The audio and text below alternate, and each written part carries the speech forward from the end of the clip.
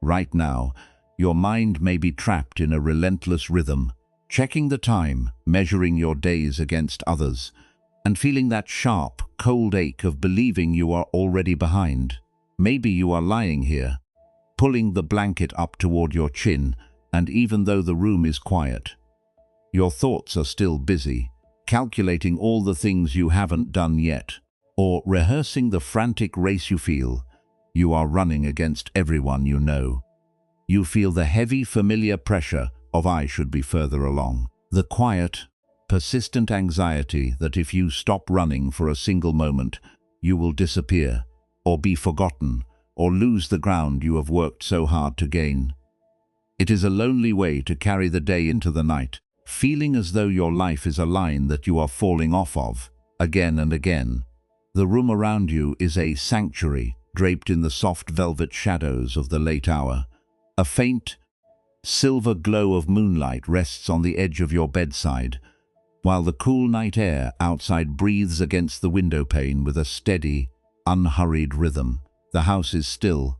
The distant sounds of the day have long since faded, and your pillow is here, waiting to cradle your head. Your body is ready for this, even if your mind is still caught in the momentum of the race.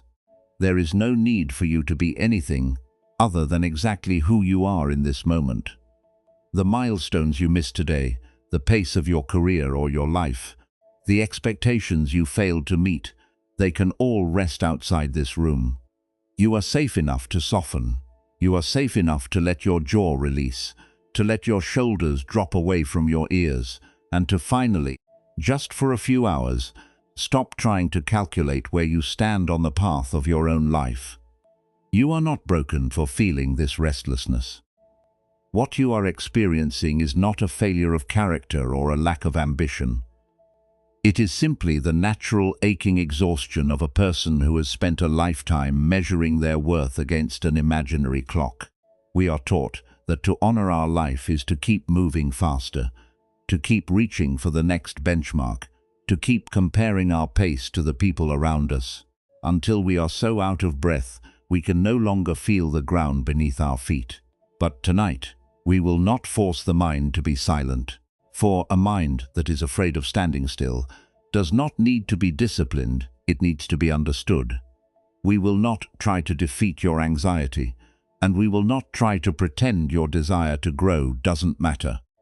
We will learn how to look at the sundial of your life and recognize that the shadow moves according to its own truth, not according to your demand for speed, so that you might finally discover the patience that has been waiting for you all along.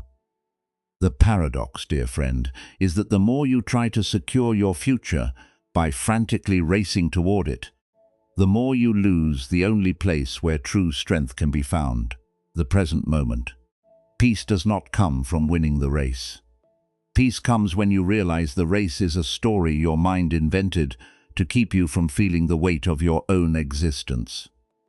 Maybe you have felt this, too, that secret, sinking sensation when you wake up and immediately feel the pressure of the day. As if you have already lost an hour, or as if everyone else has received a map that you were never given. It is a heavy burden, living your life in anticipation of a finishing line that keeps moving. But what if the behindness you are so afraid of is actually the only version of you that is truly free? What if the pacing of your life is not a mistake to be corrected, but a season that is unfolding exactly as it must, regardless of what the rest of the world is doing? You do not have to solve your whole life tonight. You do not have to decide how to catch up or where you should be in 5 years. For now, there is only the sensation of your own breath, moving in and out like a slow, steady tide. If it feels right, notice where you are holding tension in your chest. Perhaps it is the tightness of a heart that is afraid of its own timing. See if you can invite that place to let go, just an inch. You are not losing your future by relaxing. You are simply allowing your spirit to recover from the long labor of running. There is a profound, quiet safety in this permission to stop tracking your progress for a few hours. You are finally in a space where no one is asking for your resume and no one is timing your steps. In this stillness, we are going to walk toward a clearer understanding of why this fear of being behind feels so paralyzing, and how we might begin to step off the track, shadow by shadow, without feeling like we are falling out of existence. It is not about giving up your dreams. It is about finally allowing the timing of your own life to reveal itself. In a moment, we will step into the story of a young student who was obsessed with painting a mountain landscape faster than his peers, constantly checking their progress, and we will see what happened when a master taught him that the beauty of a mountain is not found in how quickly you can cover the silk, but in the patience required to watch the light fall upon a single rock. But for now, just breathe. Notice the texture of the fabric against your skin. Notice the rhythm of the air moving in through your nostrils and out again, cool and steady. You have arrived here, and that is the only task that has been required of you. Everything else can wait for the light of a new day. Your responsibility tonight is only to the quiet that is gathering in the corners of this room, and the soft, steady rhythm of your own heart. You are held here, in this space of rest, and you have nowhere else you need to be. In a sun-drenched, open-air temple courtyard, there lived a young student named Jiro. Jiro was possessed by a singular, gnawing anxiety. He believed that time was a river, and he was perpetually drifting further from the shore where greatness lived. He had spent his years trying to master the art of landscape painting, but he was never satisfied with his own pace. Every day, he would look at the canvases of his peers, some finished, some bold, some intricate, and feel the sickening coldness of being left behind. He was convinced that he was born to paint the great mountain peaks, but his brush felt clumsy and his progress felt glacial. His days were marked by a frantic, jagged rhythm. He would wake before the sun, his breath tight in his chest, immediately reaching for his brushes to begin again, hoping to outpace his own sense of inadequacy. He watched the masters of the temple, noticing how they seemed to glide through their work, while he felt he was constantly scrambling, always one step behind a finish line that seemed to recede the closer he got to it. He was obsessed with the idea of a final work, a masterpiece that would finally prove he was not a failure. One blistering noon, when the courtyard was so still that even the sparrows had retreated to the shade, an elderly master approached Jiro. The master was a man whose skin was as weathered as parchment, and whose eyes seemed to hold the stillness of the deep forest. He didn't come to Jiro's station to praise his work or to offer critiques on his technique. He simply walked to a large, flat, charcoal-dusted rock in the center of the courtyard, a rock that had been worn smooth by generations of feet. The master sat down, pulled a fine bamboo brush from his sash, and dipped it into a simple bowl of water. He gestured for Jiro to come closer. Jiro hesitated, his heart racing with the fear that his slowness would be exposed, but he stepped forward, his own brush held tightly in his perspiring grip. The master pointed to a specific, jagged edge of the rock, where the high noon light struck it with intense, blinding clarity. "Do not try to paint the mountain," the master whispered, his voice barely audible over the heath haze. "Do not try to paint the forest or the sky. Just paint the shadow on this rock." Jiro looked at the rock. It was a small, unremarkable detail. He felt a flash of irritation. Surely, there were more important things to paint: the great looming peaks in the distance, the grand compositions his peers were working on. He felt he was being told to play with pebbles while his life was slipping away. But the master's presence was like a heavy, immovable mountain. Jiro sighed, dipped his own brush into the water, and sat. "You are waiting for the light to hit it perfectly," the master said, settling into a cross-legged position. "You are waiting for the moment when the sun reaches the exact angle. You are not painting to finish, you are painting to wait." Jiro tried to follow the instruction. He looked at the edge of the rock, then at his brush, then back at the rock. His mind was screaming to be somewhere else. He replayed the progress of the other students in his head. He calculated how much time he had wasted today. He felt the familiar, burning shame of his own perceived stagnation. He wanted to finish the shadow, to move on to the next task, to get to the next level of his training. But the master remained still, his eyes closed, his breathing as regular as the turning of the earth. The minutes stretched into an hour. The shadow on the rock began to lengthen, shifting by imperceptible degrees as the sun climbed higher, and then began its slow, inevitable descent. Jiro grew restless. He twitched, he shifted his weight, he gripped his brush until his knuckles turned white. "You are painting the time, not the shadow," the master murmured, without opening his eyes. "You are trying to force the sun to move faster, so that you can see the result. You are trying to outrun your own life." Jiro stopped. He looked at his brush, wet and useless. He looked at the shadow, which had indeed moved, but not because he had forced it. It had moved because the sun was moving, because the earth was turning, because the world was unfolding according to a rhythm that had nothing to do with his ambition. He felt a sudden, sharp ache in his chest, the recognition of how much energy he had wasted trying to push the sun. He had spent his whole life treating his progress as a battle, treating his own internal clock as an enemy to be defeated. He looked at the rock again. He realized that the shadow was beautiful precisely because it was temporary, precisely because it was moving so slowly that he could barely track it. He took a long, shaky breath. Letting the tightness in his shoulders finally unravel, he didn't try to speed up. He didn't try to judge his slowness. He simply watched. He sat with the rock, the heat, the dust, and the silence. For the first time, he noticed the texture of the charcoal on the stone, the way the light danced in the micro-fissures of the surface. It was a world of detail he had been blind to, because he had been too busy looking over his shoulder at the other students, too busy worrying that he was falling behind. The shadow moved, and Jiro moved his brush to follow it, not to catch it, not to finish it, but to witness it. The master opened his eyes. He didn't look at Jiro's painting. He looked at Jiro's hands, which were now relaxed, resting on the rock. "You have been running so fast that you have forgotten how to walk," the master said, a small, kind smile touching his lips. "The mountain you wish to paint is already here. It is in the shadow, it is in the light, and it is in the patience you finally gave yourself. You are not behind, Jiro. You are simply in the middle of your own unfolding." Jiro looked at the brush, still wet. He realized that the masterpiece he had been chasing was just a thought, a ghost that had kept him from living. He felt the vast, open space of the afternoon courtyard.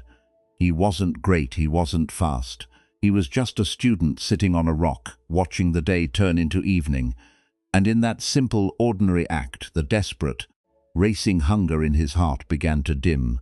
He didn't become a master that day. He didn't suddenly possess the skill he craved.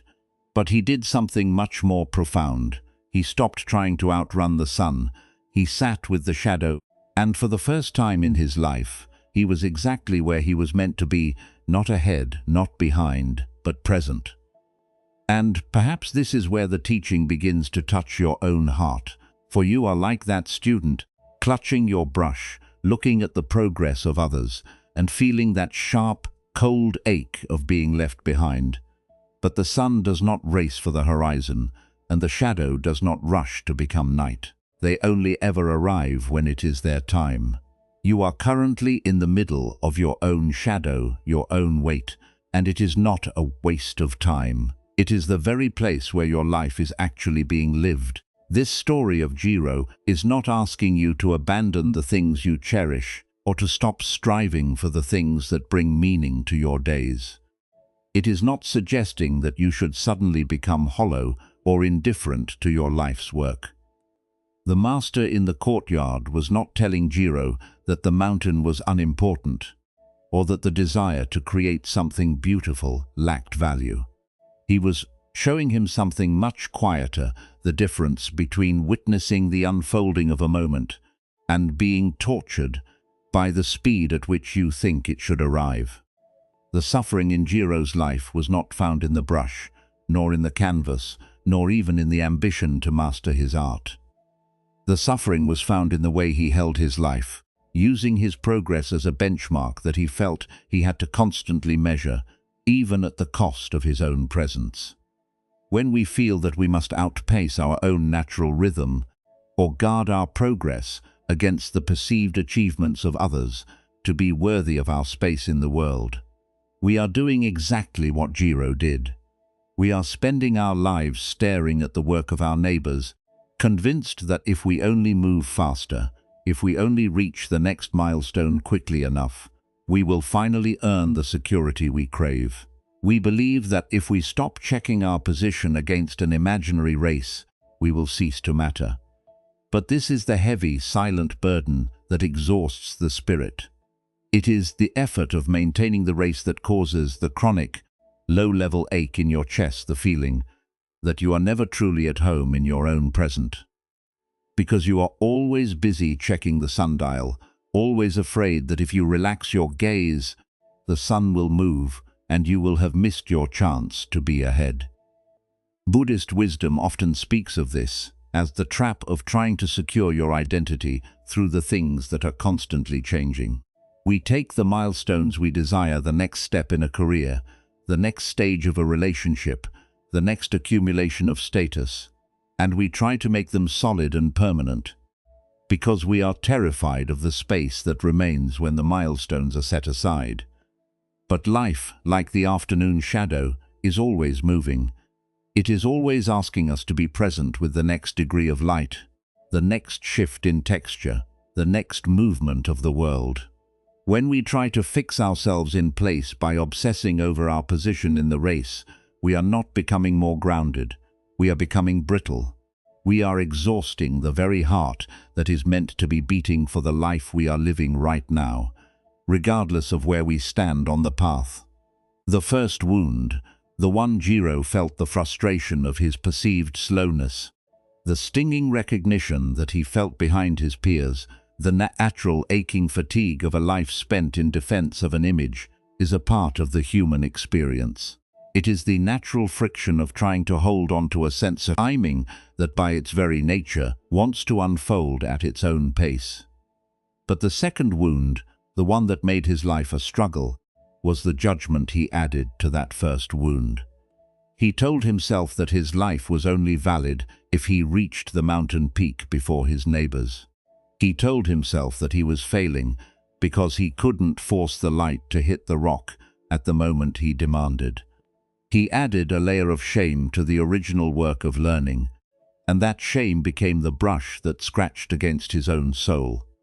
The Buddha taught that we cannot always control the first pain, that life brings the change, the loss, the inevitable fading of our goals and our timelines, but we have a profound, quiet power over the second pain.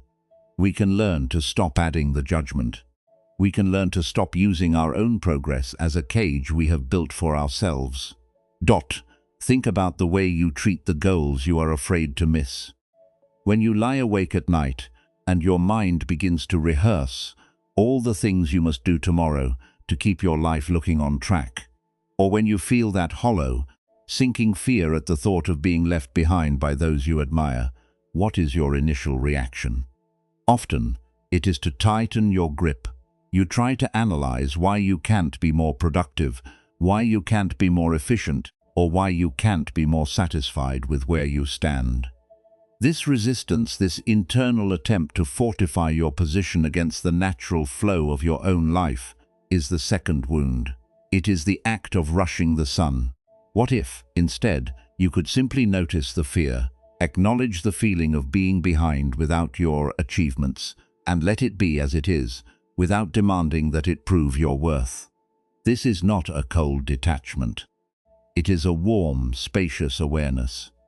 When the master showed Jiro the beauty of the shadow, he was not destroying the mountain.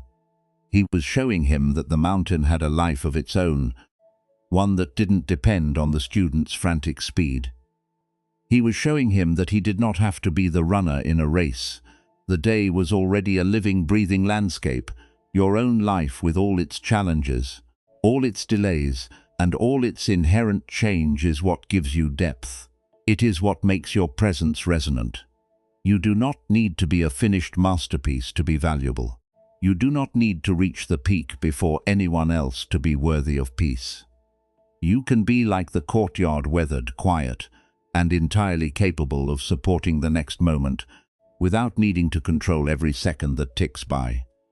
In a moment, we will look at how to bring this realization into the quiet of your own body without forcing any grand transformation. For now, just consider that you have been racing for a long time and you are tired.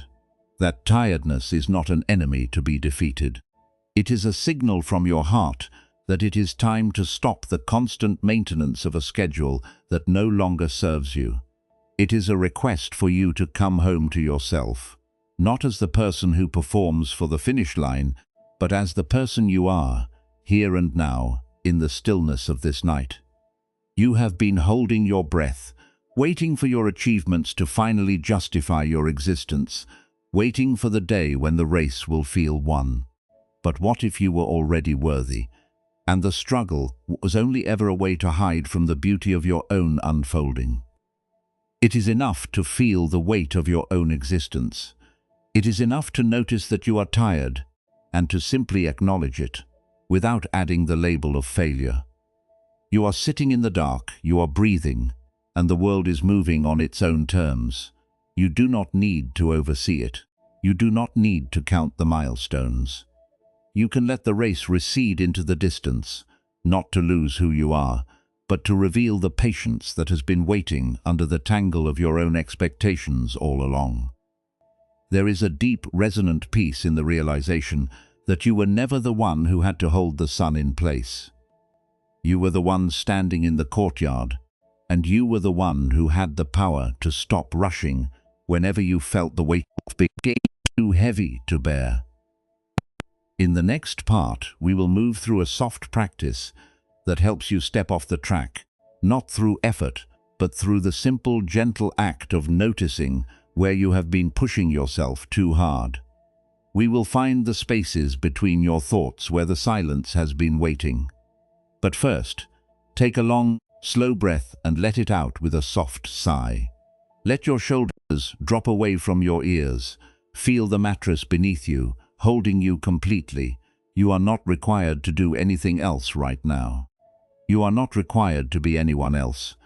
You are simply here, in the quiet, and that is a grace that no milestone you have reached can ever provide. The master's lesson was not about losing the mountain, but about losing the fear that the race was all you had. And tonight, that lesson is yours to hold, if only for the space between one breath and the next. If you are lying there, feeling the weight of the race you have been running, allow your body to sink deeper into the comfort of the blankets. Feel the places where you are being supported, the curve of your neck, the breadth of your shoulders, the heels of your feet, and imagine that, just like the charcoal-dusted rock in the temple courtyard, your own frame is becoming heavy, not with the burden of maintaining your pace, but with the quiet, grounding pull of the earth. You do not need to do anything to earn this rest.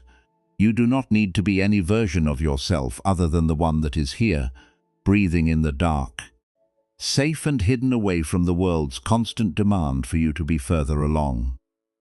If it feels right, bring your attention to the rhythm of your own breath.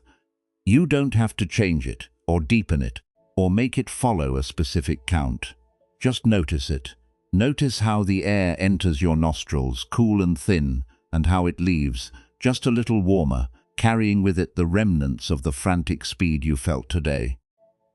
As you breathe, perhaps you can visualize that same temple courtyard where Jiro sat. It is a place where the sun moves without permission, where the shadows lengthen even if the student isn't there to track them, and where the silence is as natural as the turning of the earth itself. Now, look into the landscape of your own mind, not to judge what you find, but to acknowledge it. Is there a milestone, a deadline, or a comparison that has been circling, a piece of your life that feels like a shadow you are trying to outrun? Perhaps it is the need to be ahead, or the fear of standing still while others move, or a feeling that you must keep painting the mountain before the light fades. Do not push this feeling away. Do not try to solve it. Just notice that it is there, appearing in the quiet, like a shadow stretching across the charcoal-dusted rock of your awareness. You might imagine that you are holding this thought, this specific anxiety about your timeline, like a brush you are preparing to set down. Feel the texture of the bristles in your mind. They might feel dry or stiff or frantic, but instead of trying to paint faster, instead of trying to force the light to hit the rock before its time, just hold the image of this thought for a moment with curiosity.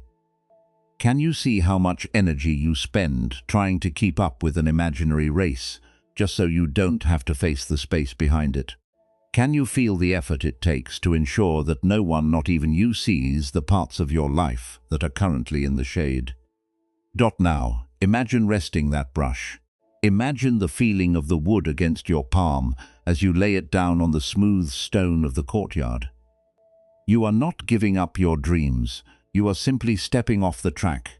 With a slow, steady breath, visualize yourself choosing to sit, not to work, but to witness. Watch as the shadow on the rock moves, slow and inevitable, independent of your ambition. Notice how the space it occupies is no longer a deadline, but is now filled with the possibility of the moment. You are the student, not the sun. And as you watch, notice if the tension in your own chest begins to dissipate, just as the courtyard feels quieter when the race is called to a halt. It isn't vanishing, it is simply returning to the rhythm of the day, becoming part of the natural movement of the earth rather than a restriction on your reach. There is no need to force this image. If your mind wanders, if you find yourself back in the habit of tracking the light, that is perfectly fine. You are not failing, you are simply noticing the habit of the mind. Just gently, like the settling of dust, bring your awareness back to the sensation of your body resting. Bring your awareness back to the fact that you are safe in this room. The brush you have been carrying in your mind is lying beside you, ready for whenever you might need it. But for these hours, it is not required. You don't have to check on the sun. You don't have to keep account of the seconds. You are free to let the day be, open and unmanaged in the stillness. Perhaps you notice a feeling of resistance, a quiet voice saying that you should be achieving more, that this isn't enough, that you should be painting your future before you sleep. If you hear that voice, don't argue with it. Don't fight it. Just recognize it as another thought, a shadow you have grown accustomed to chasing. You can watch it too. You can let it rest on the stone. You are the one who lives in the courtyard, not the one who has to hold the light in place. This is the practice of letting the sun move. It is the practice of realizing that the parts of yourself you are most afraid to lose, the old timelines, the frantic ambitions, the versions of yourself that you have been trying to force into growth, are not things that need to be preserved at the cost of your peace. They are the past. They are what made you who you are. But they do not have to be the clock that dictates your worth. When you stop fighting the reality of your own unfolding, when you stop trying to lacquer over your own natural season, something inside you begins to rest. It is a profound, deep rest that only comes when you finally stop trying to perform for an audience that isn't even watching. Continue to breathe in this way, long and slow. Feel the weight of your limbs. Feel the coolness of the sheets. If your mind feels busy, simply return to the feeling of your chest rising and falling, a rhythm as old as the mountainside. You are becoming like the courtyard, not static, but present. You are becoming more of who you truly are, and less of the student who thought he had to hold the entire world in place with a single brush. There is nothing you need to accomplish tonight. The world will be there in the morning, and you will meet it in your own time, with a clearer eye and a lighter hand. But for now, the temple of your own heart is open. The courtyard is quiet, and you are allowed, for the first time in a long time, to simply exist. Just notice the weight of your body, the quiet of the room, and the steady, unforced movement of your breath. Everything is exactly where it needs to be, and you are exactly who you need to be. There is a deep, quiet strength in this surrender, and it is here, waiting for you, whenever you decide to finally let the light fall where it will. As you linger in this space of release, notice how the very act of note-tracing creates a new kind of openness. You are not losing your time, you are finally letting it be what it is. A passage rather than a prison. The pressure that felt like a permanent fixture of your being is beginning to look more like the evening mist. Something that was once thick and concealing, but is now simply thinning, revealing the ground beneath. You don't need to push the shadow away. You don't need to blow the light clear. You only need to wait, breathing into the quiet, and let the presence of your own life do the work. In a moment, we will look toward a story of a ferryman who spent years mourning his lost pace.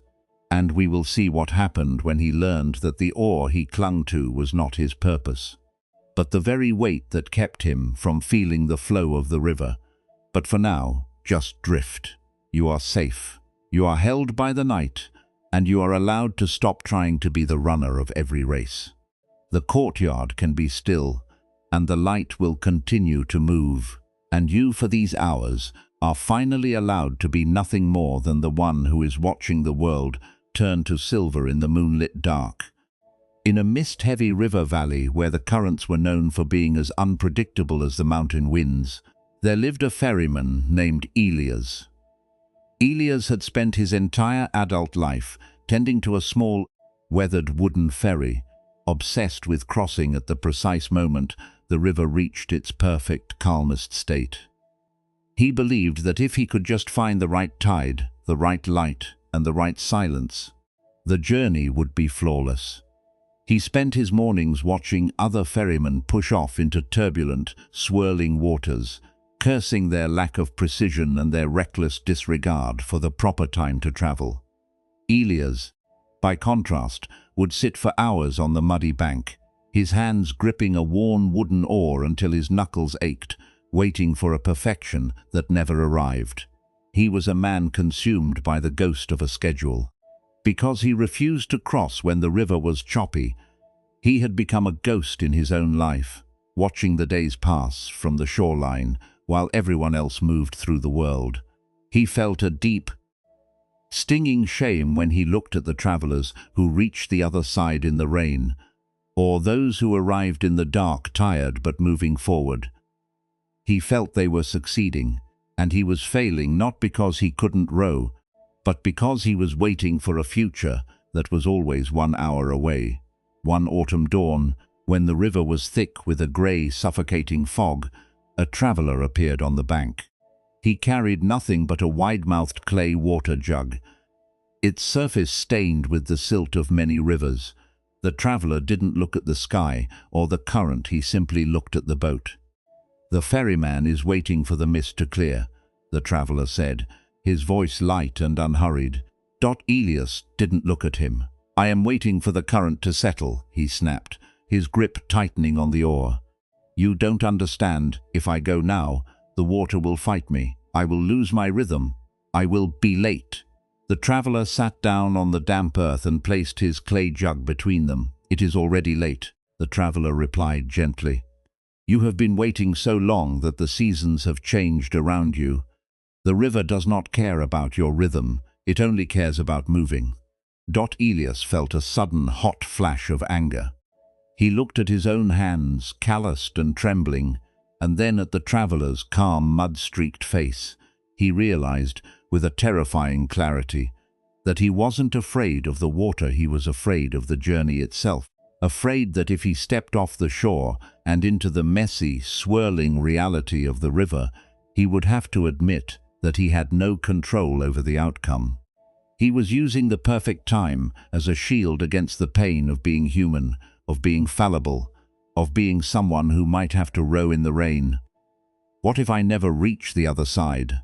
Elias whispered, the question feeling like a confession. "What if I am just stuck in the middle, failing to arrive, failing to be the ferryman I was meant to be. The traveler reached out and touched the handle of the wooden oar, his movement soft and rhythmic.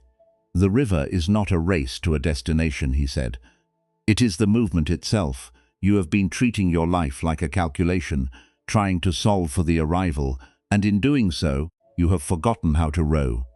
He pushed the clay jug toward Elias. "See this? It is made to hold water, but it only works if it is open to the stream. You have been trying to be a closed vessel, sealed tight against the unpredictability of the tide. But look, the river is flowing. It is not waiting for you. It is not judging you. It is simply asking you to let go of the shore." Elias looked at the swirling water. He felt the familiar pull of the second wound, the judgment, the shame, the internal demand to be better. But this time, instead of fighting it, he did something different. He took a long, slow breath, and he consciously loosened his fingers.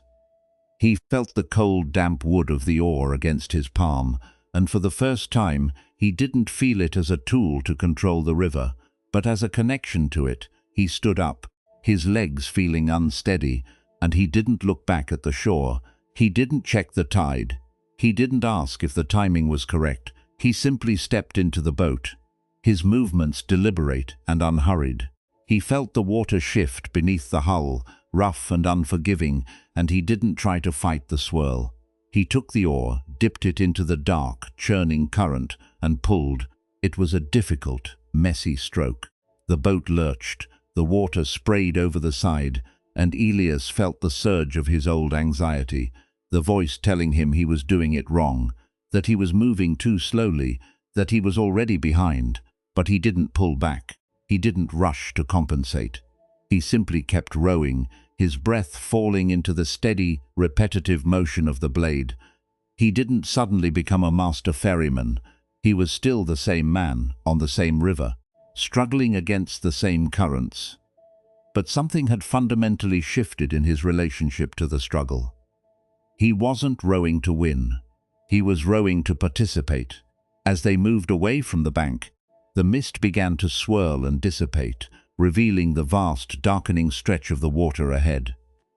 Elias noticed that he wasn't looking at the horizon with dread, but with a quiet, observant curiosity. He saw the way the water caught the light, the way the current pushed against the boat, and he realized that the journey was exactly as it needed to be: unpredictable, demanding, and entirely his own. He reached the middle of the river, and the water grew deeper, smoother, more profound. He didn't stop to celebrate. He didn't stop to mourn the years he had spent on the bank. He simply continued, one stroke after another, feeling the strength of his own arms and the cold, clean air on his face. He realized that the perfect time he had been chasing was just a shadow, a distraction from the reality of the flow. He was in the river, and that was where he belonged. He was not ahead, and he was not behind. He was just here, rowing through the night, guided by the rhythm of the water and the simple, honest presence of his own effort. As the far shore began to take shape through the clearing fog, Elias didn't experience a grand explosion of enlightenment. He simply experienced a profound, deep stillness.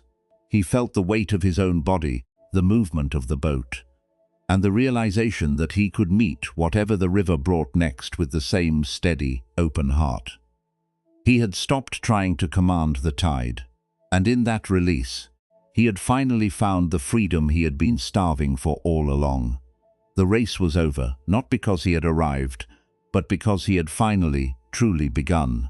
And as the boat glided toward the landing, his heart felt lighter than it had in a lifetime, ready to step onto the new ground, not as someone who had missed the start, but as someone who had finally learned the grace of the middle. The exhaustion you feel is not the result of the events in your life, but of the intricate, fragile architecture you have built to manage them. We spend so much of our energy trying to govern the unmanageable, as if we were lighthouse keepers trying to command the direction of the wind rather than simply keeping the light burning. This is the mechanism of control. We believe that if we can just anticipate every outcome, rehearse every conversation, or judge every mistake with enough harshness, we might finally secure a future free from the turbulence of the river. But control is a brittle substitute for trust. It turns your inner world into a battlefield, where you are both the commander and the conquered, constantly scrutinizing your own actions for signs of failure, and treating the natural fluidity of life as a series of errors that must be corrected. When you look closely at this cycle, you see that you have been turning your pain into an identity, because you are afraid of being seen as insufficient or of being caught unprepared. You start to define yourself by your struggles. You say, "I am a person who always worries," or "I am someone who cannot handle the unexpected," or "I am a person who must always be 5 steps ahead to be safe." By naming these patterns as the essence of who you are, you effectively cement the oars in your hands. You begin to defend these parts of yourself, because if you were to set the oars down, you fear you would have no way to measure your own value. The fear of losing the familiar, anxious self is often stronger than the desire for the unfamiliar peace of simply flowing. The Buddha observed that there is a profound difference between the experiences life hands us, the change, the loss, the friction, and the way our minds amplify that experience through resistance. We call this the first and second wound. The first wound is the original feeling, the sting of a sharp word, the heaviness of a long day, the unexpected turn of the river. This is simply the price of being a human being with a beating heart. But the second wound is the one we inflict upon ourselves by demanding that life be different than it is. It is the internal chorus that says, "I should not feel this way," or "I must have done something wrong to be struggling like this." This judgment, this refusal to accept the truth of our present emotional state, acts like a grinding stone. It keeps the original hurt alive, turning a momentary flicker of pain into a long, drawn-out endurance. Think of it as trying to hold a handful of river water in your palm. But instead of letting it slip through your fingers, you clench your fist and wonder why you are getting wet. You argue with the water. You analyze why you reached into the river. You blame yourself for being unable to hold it. And you worry that your inability to keep it captured is a sign of your weakness. All the while you are still clenching your fist.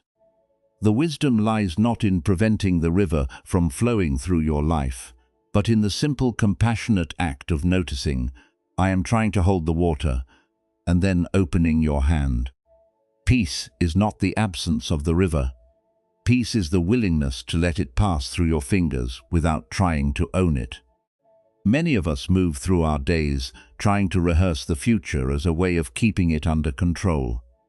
We play out scenes in our minds: how we will respond to a difficult colleague, how we will explain ourselves if someone misunderstands us, how we will finally become the person we think we need to be. We treat these mental rehearsals as if they were actual preparation. In reality, they are just a way of living in a time that does not exist, and by doing so, we abandon the only place where true strength can be found, the present moment. We are so busy building dams to a future that has not arrived that we lose our footing on the riverbank where we are currently standing. There is a deep psychological relief in realizing that you do not need to be the architect of your own destiny. You do not need to oversee the unfolding of your life with such frantic intensity. Buddhist insight teaches us that we are part of a much larger unfolding process, the same process that allows the seasons to turn and the silt to nourish the soil. When you let go of the need for constant approval, when you stop trying to fix your inherent humanity through the lens of shame, you are not giving up. You are simply stepping out of the way. You are allowing the intelligence of your own existence to guide you, rather than the loud, frantic, and often misguided voice of your fear. Even the fear of uncertainty is something we can hold with more grace. We treat uncertainty as a void that must be filled with plans, but it is actually a space of possibility. It is the blank page where the story can actually be written, rather than just recited from a script you wrote years ago. When you stop treating every thought as a command, you begin to see that a thought is just a passing event, like a ripple on the surface of the river. It has no substance. It has no power to define you unless you give it the power of your belief. You can look at an anxious thought and say, "I see you and I hear your concern, but I do not have to act on you." This is the beginning of a different relationship with your mind. You are moving from being a prisoner of your thoughts to being the witness of them. This witnessing is a form of deep, quiet compassion. It is the ability to say to yourself, "I am hurting, and that is okay. I do not need to be any different than I am in this moment." It is the act of looking at your own tired face, your own messy history, your own collection of flaws, and instead of trying to hide them behind a dam, offering them the same kindness you would offer to a traveler who has lost their way. When you meet your own suffering with this kind of presence, the second wound begins to heal. The judgment softens, the resistance melts, and you find that underneath all the mapping and the clutching, there is a core of goodness that was never threatened by the movement of the river. There is a subtle power in choosing to stop feeding the second wound. Every time you catch yourself spiraling into judgment and choose instead to take a breath and notice, you are reclaiming your life. You are deciding that you no longer want to be an active participant in your own distress. This is not about becoming a saint or reaching some impossible state of enlightenment. It is about reclaiming the simplicity of being human. It is about realizing that your worthiness was never something to be earned through precision or planning, but was yours from the beginning, as natural as the breath in your lungs. And this is where the teaching begins to touch your own heart.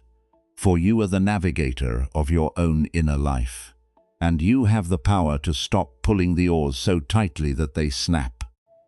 When you finally allow the river to flow through your hands without demanding it stay, you find that the water was never the enemy, it was the source. You were never in danger of drowning. You were only in danger of forgetting that you knew how to swim.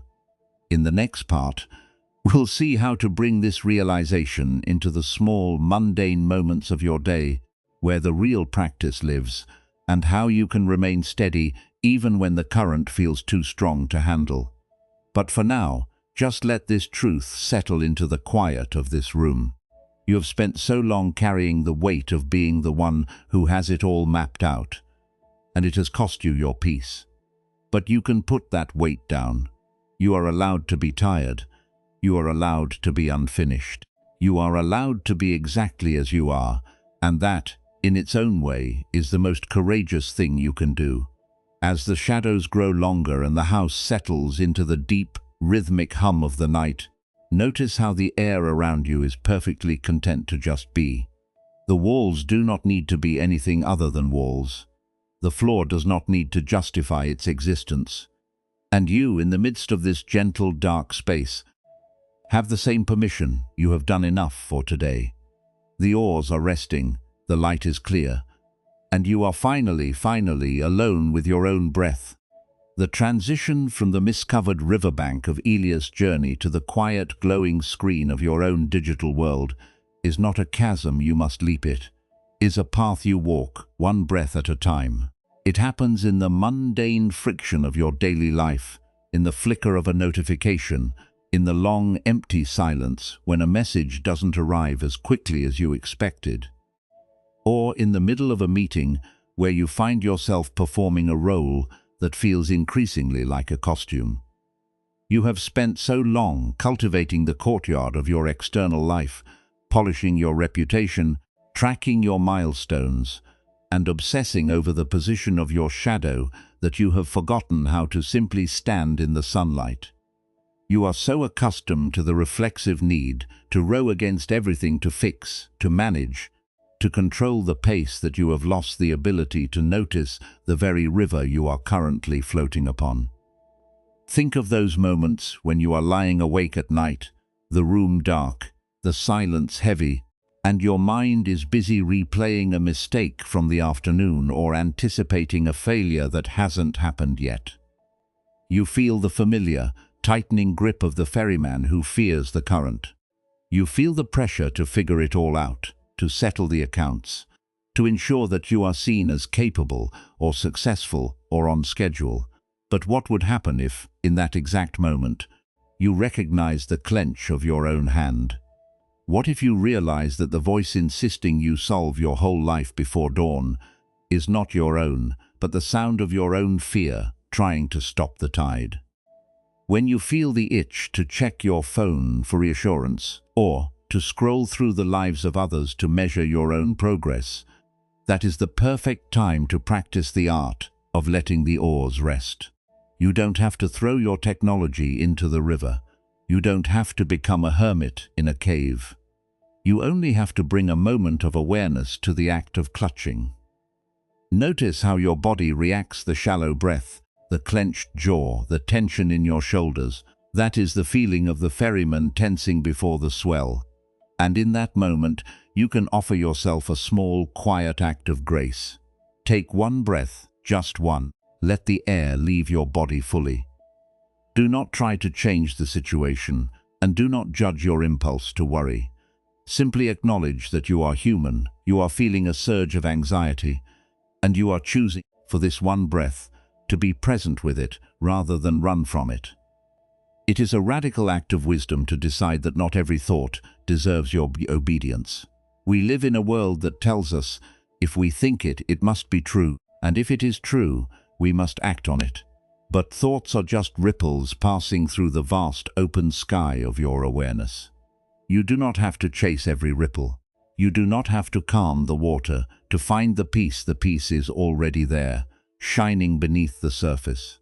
Even when the current is moving fast, when you feel the weight of needing to be on all the time, or the guilt of resting when you feel you haven't earned it, notice the underlying belief. It is the belief that your value is tied to your ability to stay ahead of the clock. But you are not a clock. You are a living history, and you are allowed to rest simply because you are here. This is the practical application of the traveler's lesson. You do not have to stop moving toward your goals, your work, or your connections. But you can stop trying to pull the oars so tightly that your spirit cannot breathe. You can allow for the change. You can allow for the uncertainty. When you feel the urge to hide your vulnerability, to smile while you feel heavy, to pretend you are fine when you are reaching your limit, try a small act of transparency. You don't have to reveal your whole soul to everyone you meet, but perhaps you can stop apologizing for your humanness. If you are tired, let yourself be tired. If you are uncertain, let yourself be uncertain. There is a deep, resonant strength in admitting to yourself, and occasionally to those you trust, that you are doing your best. That is not a failure, that is the truth of the season. Consider the moments when you are comparing yourself to others, seeing their polished, perfect facades, and measuring them against your own work in progress. This is another way of trying to hide the fact that you are evolving. But remember that you only ever see the surface of their river, and they only see the surface of yours, the struggle, the exhaustion, the quiet, middle-of-the-night questioning that is the universal human flow. When you catch yourself in the comparison trap, notice the tightening, notice the desire to hide your own shadow, and then intentionally, consciously let that desire be. Don't fight it. Don't even try to fix it. Just observe the impulse as if it were a leaf drifting past your boat. You are the one watching the leaf drift. You are not the leaf. You can care deeply about your future, your work, and the people you love without needing to hold them with white-knuckled fear. Fear is a poor navigator. It chokes the life out of the journey.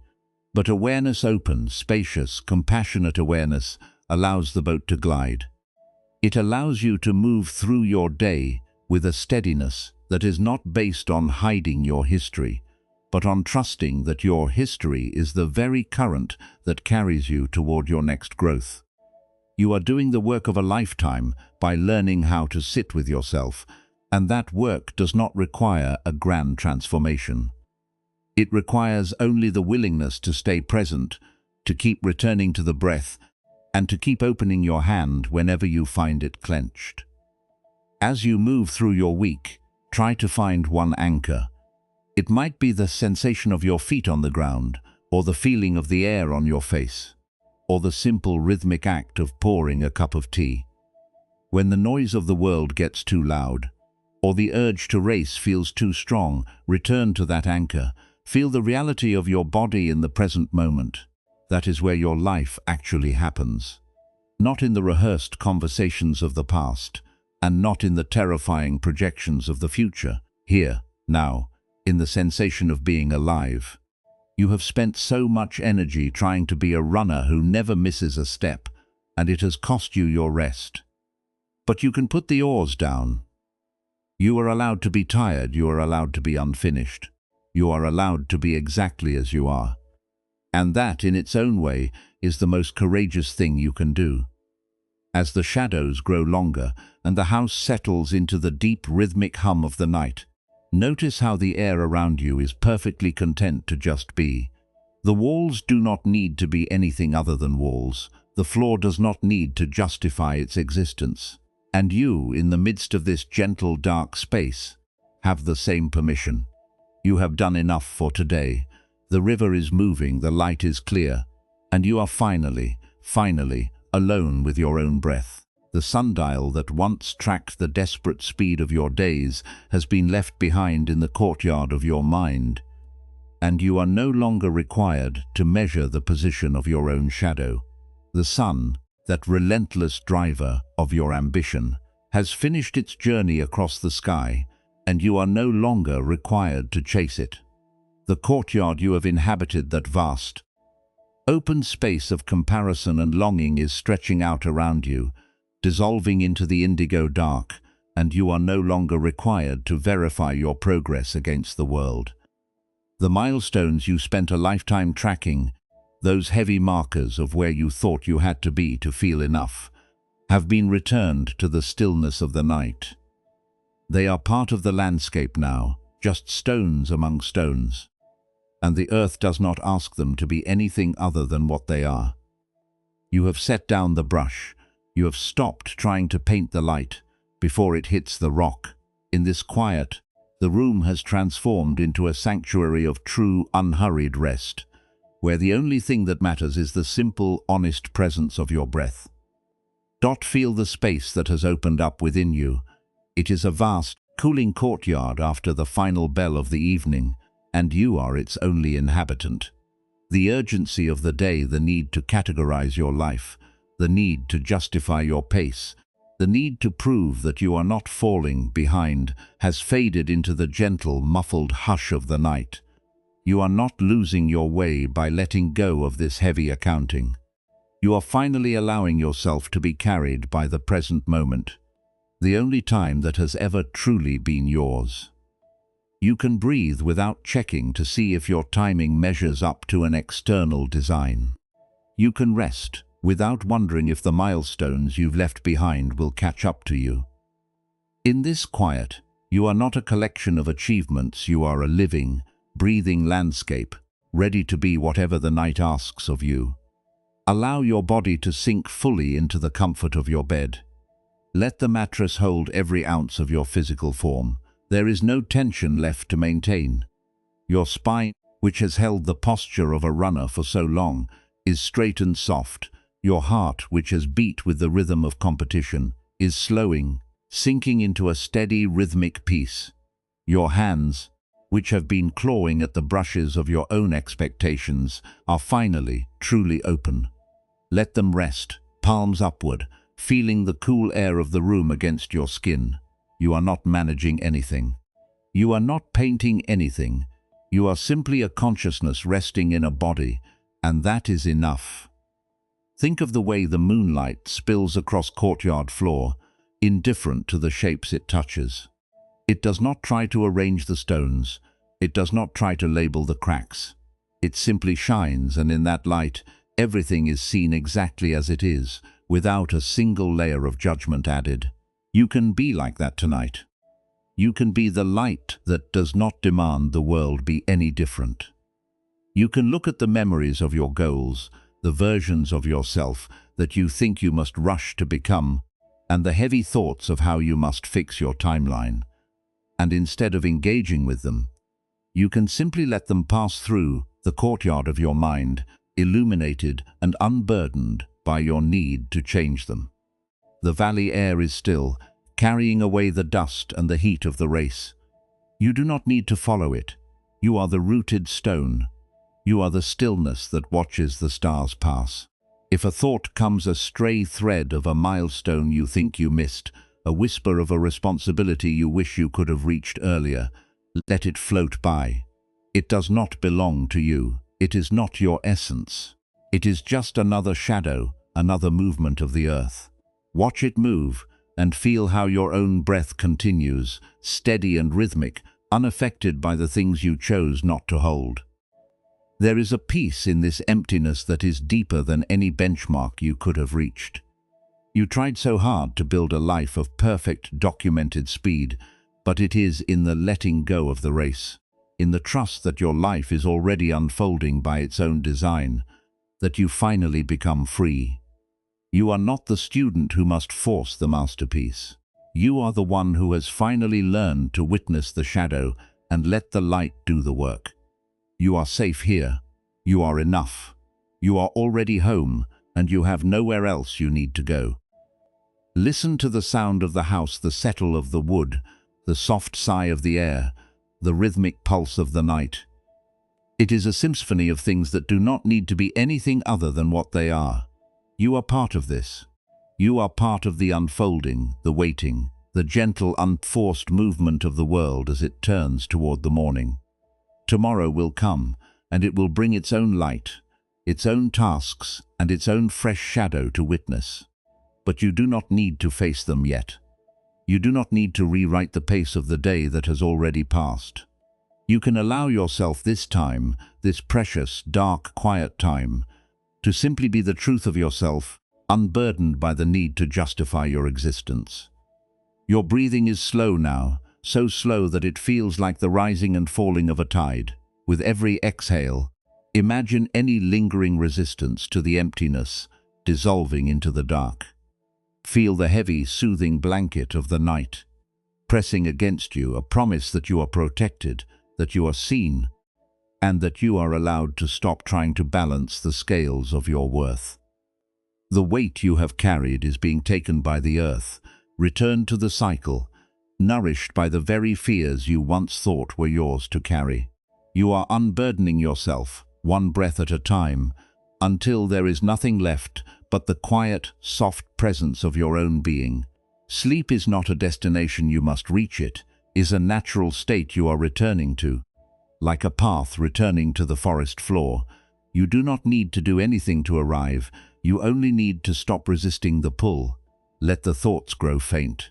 Let the edges of the room blur into the edges of your mind. Let the sense of me and my progress soften into the simple sense of being. You are the observer, and the observer needs no clock. The observer is the silence that listens to the night, and in that silence, there is an ancient, unshakable rest. You have walked a long way to arrive at this point of surrender. You have studied the shadow, you have learned the lesson of the ferryman, and you have finally, gently, set down the brushes you used to try to paint the mountain before it was ready. And now, in the space you have cleared, there is only the rhythm of the night. And what if the home you were looking for was the quiet awareness that never left you, even while you were running?